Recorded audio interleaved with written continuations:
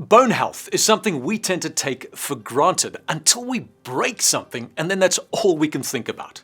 With osteoporosis affecting around 6 million South Africans, we should be paying a lot more attention to our bones before it's too late to do something about it. Healthy bone is strong. And when I say strong, I don't just mean able to carry you around all day, I mean 4 times stronger than concrete strong. But unlike concrete, bone is a living tissue, continually in flux. Throughout your lifespan, your bones are constantly being broken down and built up in a process known as remodeling, to the degree that most of your skeleton is completely replaced every decade. Until about the age of 30, when you typically reach peak bone mass, your body creates new bone faster than it breaks it down. Osteoporosis kicks in when the creation of new bone doesn't keep up with the removal of old bone, resulting in the loss of structural strength of the bone that's left behind. And just like so many of our lifestyle-related conditions, there are no warning signs, and the first and only symptom is usually a nasty wake-up call, in this case, a fracture. You may have tripped up the stairs hundreds of times before, and your bones have been strong enough to withstand the impact.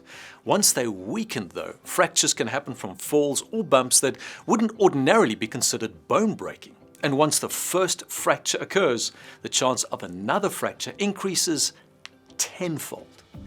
I'm guessing when you hear the word osteoporosis, you think about frail old ladies shuffling along with their walking sticks. If that's you, you'll be surprised to know that 1 in 3 South African women and 1 in 5 men will get this disease. And it's not exclusive to the senior population. We know for a fact that osteoporosis can also affect young women in particular.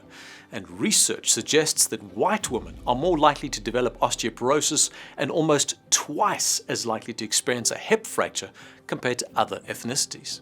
Obviously, there are risk factors for osteoporosis that we can't change, like our body size and shape, our family history, gender, or age, sadly. But there are also a lot of lifestyle habits and behaviors that contribute to how strong our bones are today and could be in future.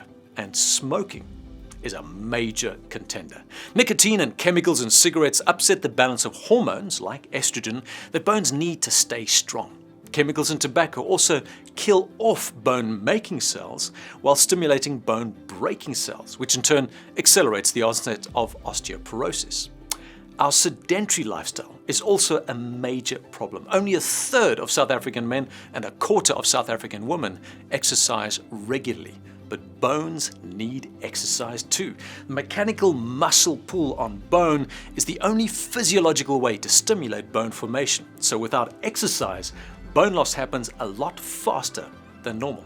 And finally, alcohol is not your bone's BFF, and not because of the wobbliness you have after having one too many, but because alcohol directly interferes with your body's ability to absorb calcium, the key building block for healthy bones.